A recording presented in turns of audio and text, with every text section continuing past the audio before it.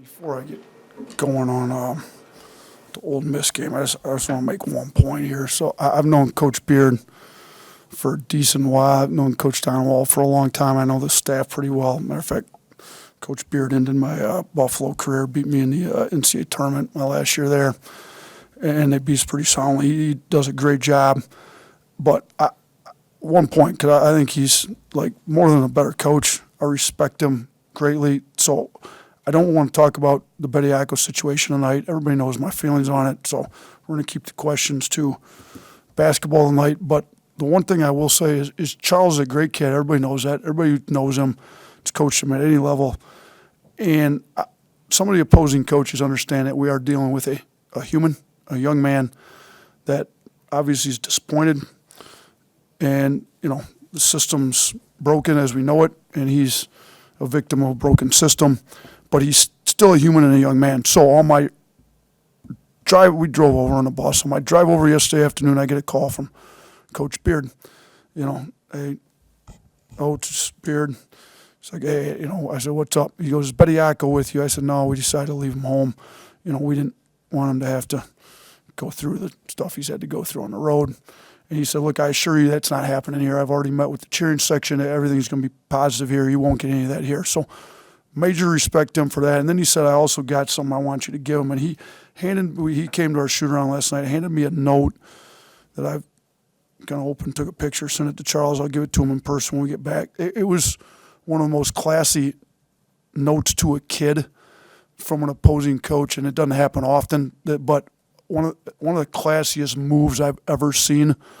And he didn't do it to get any recognition, and that's not, he assumed I would just hand it to Charles, be it. But it basically, on the other side of adversity and difficulty is what fuels you on to success, and wish him success. He's pulling for him.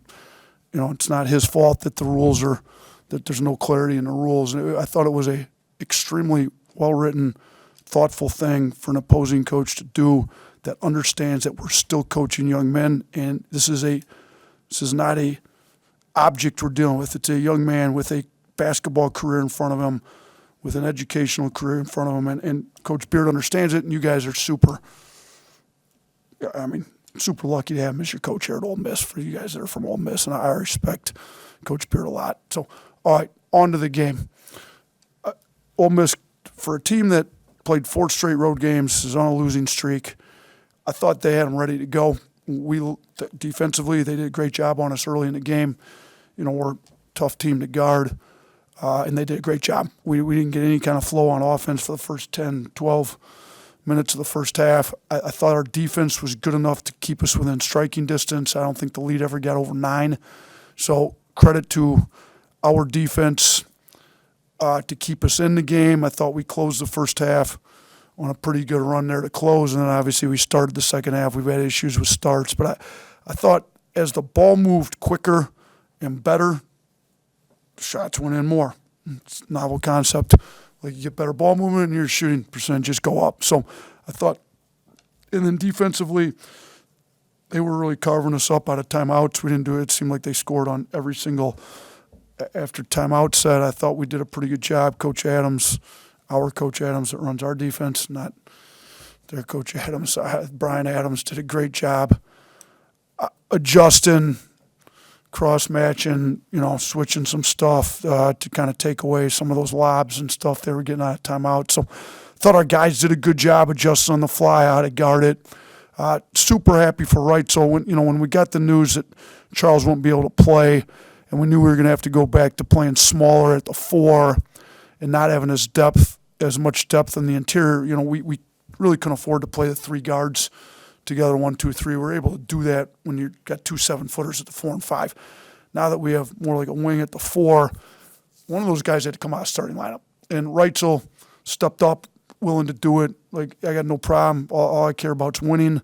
And then I think I had Coach Murphy from the softball team talk to our team last week about Mudita. I just get the feeling when you do things like that you get rewarded for it, and he got rewarded in a big way. So Volunteers come out of the starting lineup, and he ends up leading us in scoring, goes 7 of 13. When you're about the right stuff, good stuff happens to you. So I couldn't be happier for him after, him volunteering. And shoot, out of those three guards, he ends up leading us in minutes. You just, you come in, you play well, both sides of the ball. I thought he did a pretty good job. So a lot of stuff to be happy about. Most assists we've had in the SEC game. I thought we moved the ball pretty well. Late first, early second, the entire second half, and shots started going. And, lot to build off here, particularly the last 30 minutes of this game. Charlie. I know this is the first game without Charles, but what did you feel like, or what did you think of the way that the front court played, especially Aiden Stroud?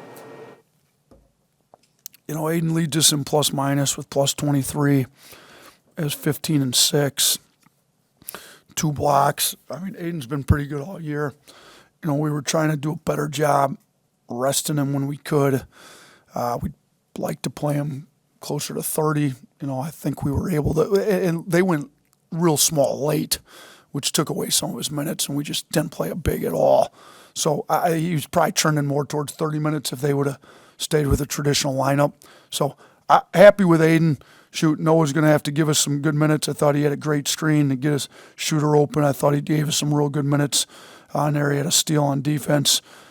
So Noah played well. And then Taylor, hopefully that 3 hit late kind of gets him going. We need him to kind of give us that small ball fight. But I did think the switching, I thought our guards did a pretty good job fighting their bigs sometimes inside on the switching, which we're going to have to do a little bit more of probably without when Aiden's out of the game.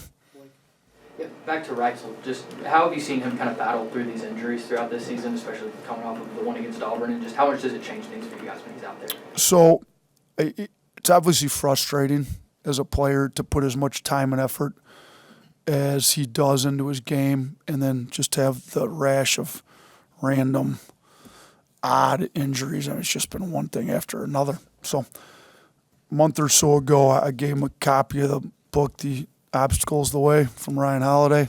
Great book if you haven't read it. Shoot, our whole team probably needs to read it with what we've had to go through this year with everything. But we've just tried to dive into handling adversity.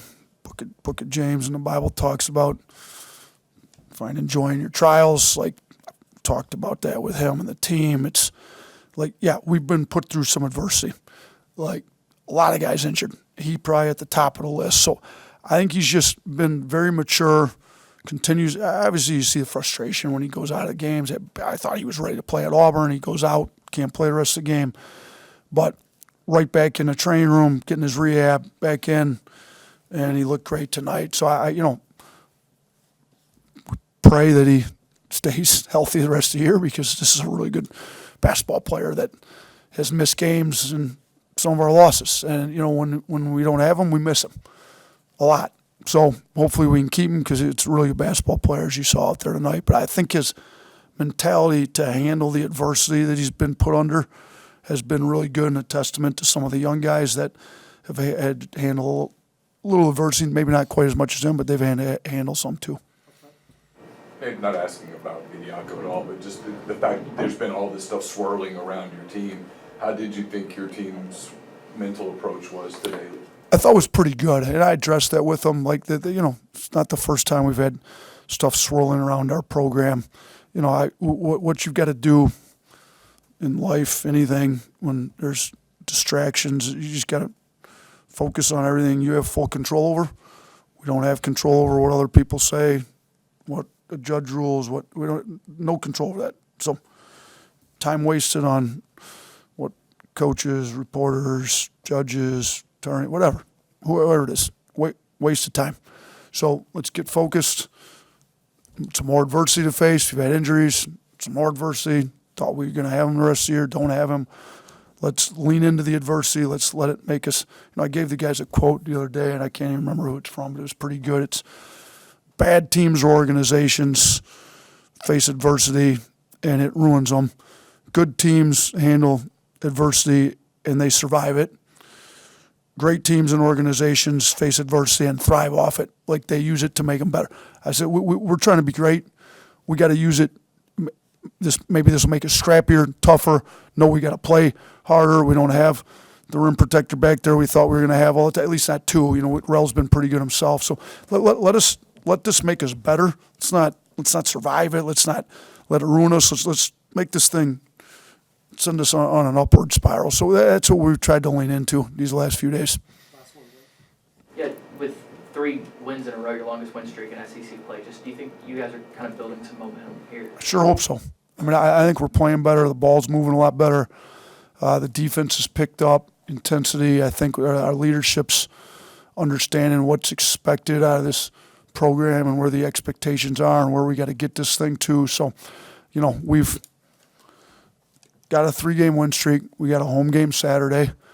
Chance to get another win at home and get 4-game win streak. We got to just keep rattling them off one at a time. It does no good to look past the next game, and we just got to focus on everything we got full control over, our preparation, our effort in the game. We're nowhere close to being healthy yet, even though we had everybody. I mean, you saw Taylor. He's not himself.